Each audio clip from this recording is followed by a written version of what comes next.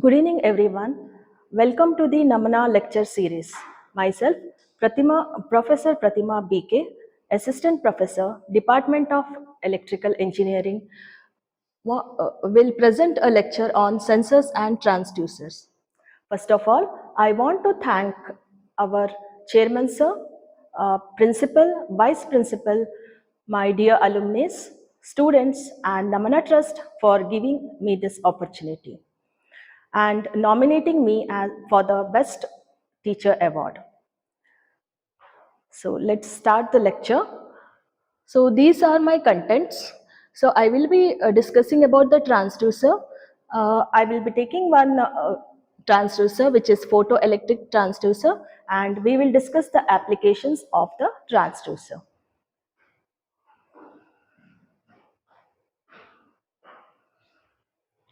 So, what is a transducer? So, transducer is a device which converts one form of energy to the another form of energy. We see transducers in our daily life.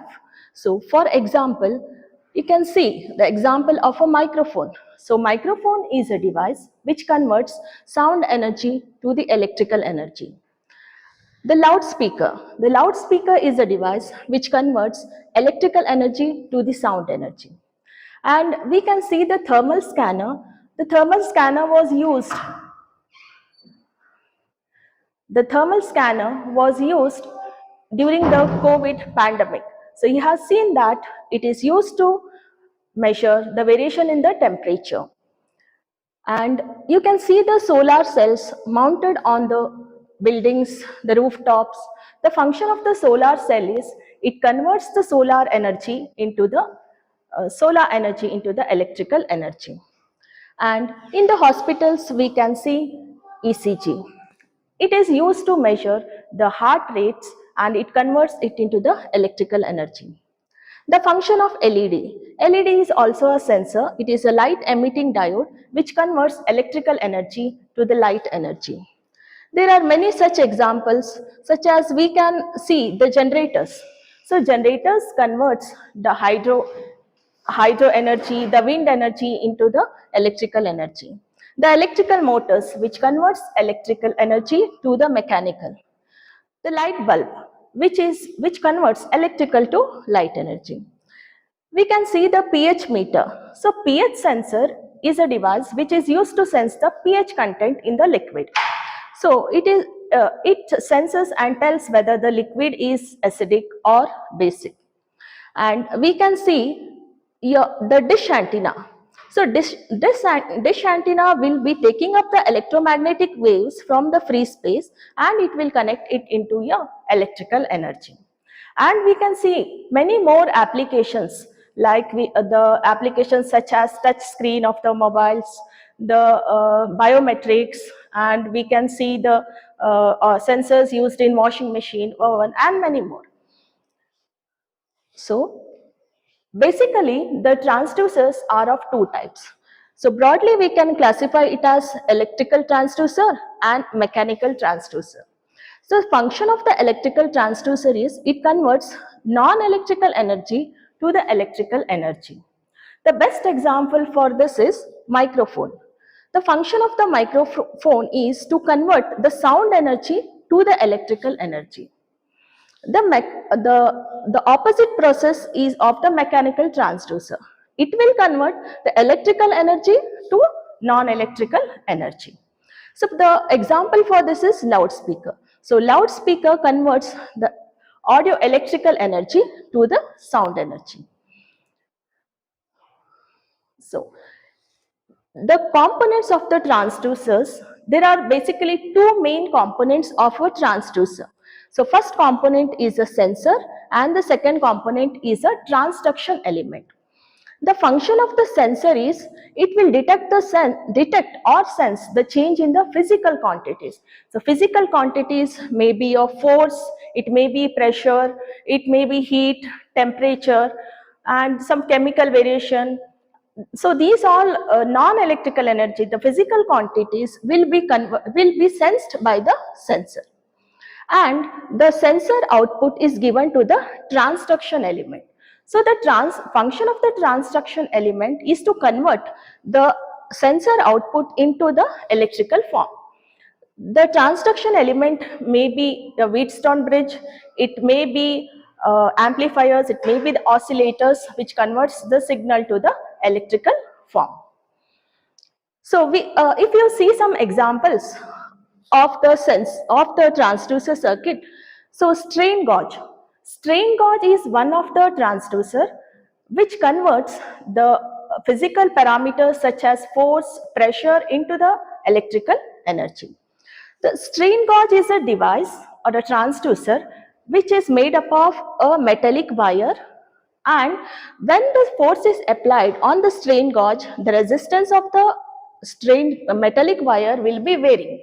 So there will be change in the resistance. That change in the resistance is sensed by the sensor, and that change is given to the transduction element. So the variation in the resistance will be converted to the electrical energy by transduction element.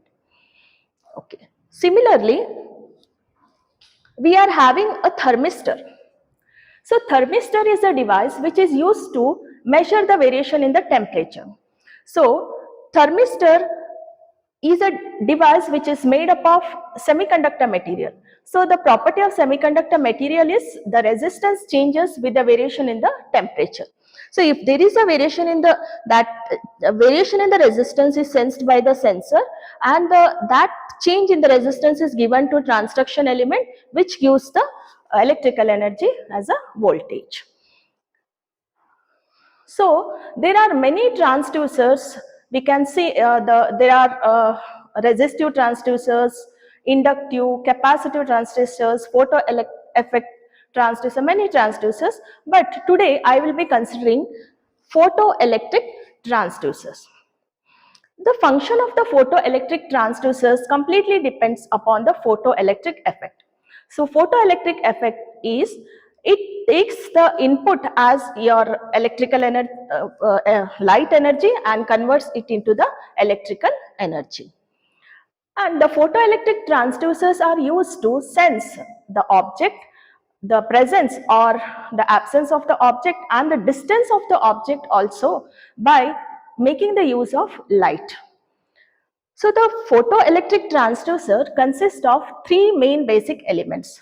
One will be your emitter, second one will be your this receiver, and the last one will be your electronic components such as amplifiers. So the emitter consists of a light source, so such as LEDs or laser. So the function of LED or laser is, input to this will be your electrical energy, the output will be your light energy. And another component is the photodetector. Here the photodiode or phototransistor is used as a photodetector. The function of the photodetector or photodiode is, the input of this will be your light energy and the output will be the corresponding electrical energy. And the supporting element, that is the amplifiers, is used for strengthening the signals. Okay. So we will see the types of the photoelectric transducers depend on based on the sensing property. So there are three types of photoelectric transducers. First type is called as through beam. Second type is called as retroreflective. Third type is called as diffused photoelectric transducers. So we'll go through it one by one.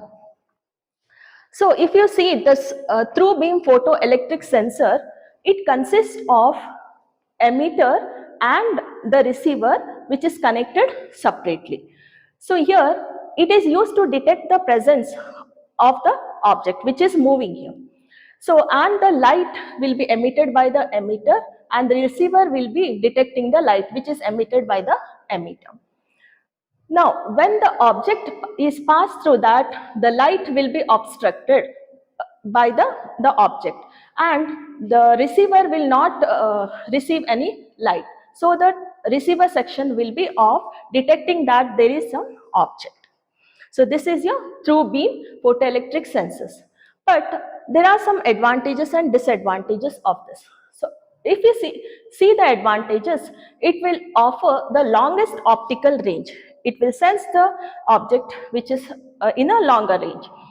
And the color of the object being detected have no effect on sensing. So there are some disadvantages here, because the setup is that there is the separate the emitter and receiver has to be connected separately, so there will be a separate wiring. So the design of this will be complex and it will be expensive, and the alignment of transmitter and the receiver can be difficult. So if we see the second type, that is retroreflective photoelectric sensors. So if we see here that the emitter and the receiver is in a single case, but at the other side we have to place a reflective mirror. So here also it works similar to the first one, that is through beam. So the emitter will be emitting the light continuously, and the reflector will be reflecting the light which will be received by the receiver section.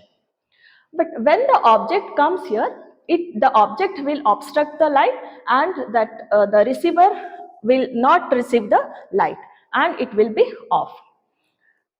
So if you see the advantages here, because the emitter and receiver are in only a single casing, the wiring will be required at only one location. The operation is not greatly affected by the color and the range of the object or the targets. These are good for transparent, large, reflective objects as well as objects which are moving quickly. But the disadvantage of this is the sensing object with mirror finish, it cannot be detected. Okay. So we'll see the third one, that is diffused photoelectric sensor. So here also the emitter and the receiver is in only one case. Here the emitter will be transmitting the light rays continuously.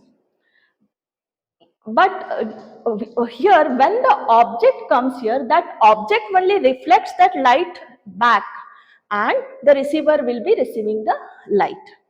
So this is then when the object comes here, the sensor will be off here. So the advantage of this is the sensing distance ranges from several centimeters to several meters. Because here also there is the emitter and receiver is only in one single case, so there will be easy mounting adjustment, and the wiring also becomes easier. It can detect multiple and translucent objects also. The disadvantage of this is the sensing can be affected by the color, texture, dirt and other factors. Okay. So now we will see some of the applications of the photoelectric transducers. So there are various applications of photoelectric transducers. So we can see one of the application, that is it is used in a smoke detector. So you can see the smoke detector. The function of the smoke detector is it is used to detect the smoke in the environment. If you see the diagram of a photoelectric smoke detector, it consists of a LED or a light source. At the other side, it consists of a photodiode and it consists of some indication, that is buzzer or LED. Here, this smoke detector, it actually works on the third principle, that is the diffused one, third principle of the operation of the photoelectric transducer. Here, the LED will be continuously emitting the light. The photo detector will not detect the light here because it is continuously emitting the light in a straight direction. But in the second picture you can see here, when the smoke enters the smoke detector, the light rays get scattered. So when the light rays get scattered here, that light rays will be captured by the photodiode or photodetector and it will give some indication. The buzzer will be on, which indicates the presence of smoke in the environment. So this is one of the application. And if you see the next one, it is also used for liquid level detection. So it may be used in the liquid level detection, like in the industries, in the power stations, so thermal stations and all. We require to check the liquid level. So here also it consists this. If you see here that it consists of a LED, that is a light source, and at the other side you are having a photodiode. So here LED will be continuously sending the light energy, that is light, to the other side, and the photodiode will be detecting the light. But at in the second diagram, you can see when the water level raises, the light which is emitted by the LED is absorbed. It gets absorbed. Therefore, the light which is going at the receiver, the intensity of light get decreased. So there will be a output of the receiver will be less, indicating that there is a rise in the water level. So this is one of the example, and many of them have seen this application, that is automatic sliding doors in the entrance of a train or malls. So you can see here that at the entrance, at one side there will be a LED and the other side there will be a photo detector. So continuously the light will be sent from emitter to receiver. But when a person enters, that light will be obstructed. So when light is obstructed, it gets the information that the door has to be opened. So this is one of the application, and if you see, yes, many of them have seen this money counter machine in ATMs. So here in this block, that is in this machine, there inside this there will also be a LED and a your photodiode, and it will be continuously sending the signals. When there is the flow of the note there, then the light will be obstructed and there will be a counting. The counting of the notes will take place when it is the light rays are obstructed. So these are some of the examples of your photoelectric detector. So if you see the summary here, I have covered the main operation of the transducer and the components of the transducer. We have seen the operation of the photoelectric transducer and some applications of it. Okay. So with the summary, I want to thank each and everyone who has given this opportunity for Namana series lecture. Thank you everyone.